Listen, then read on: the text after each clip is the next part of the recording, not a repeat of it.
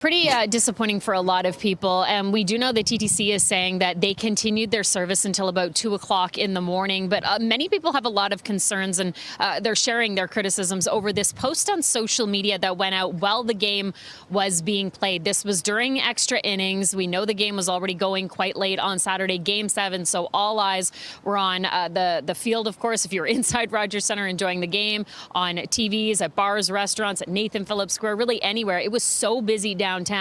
And again, during those extra innings, while the game was still being played, this social media post went out. It basically said, we acknowledge that the game is still on, but transit won't wait. It went on to say that the GO trains would be leaving Union Station soon. The last TTC train was around 1:30 in the morning.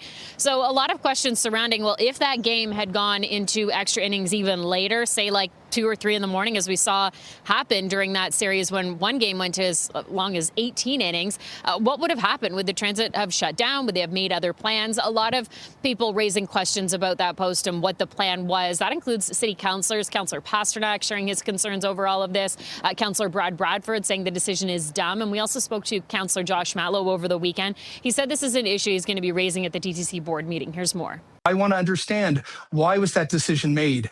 The TTC says that between their transit control and the city's emergency management, they made decisions, but the standard shouldn't be an emergency. I mean, the reality is we had thousands of people out there, and we also should be focusing on their quality of life, their convenience, their ability to get home at least in a reasonable way, at a reasonable time, after a really tough night for all of us.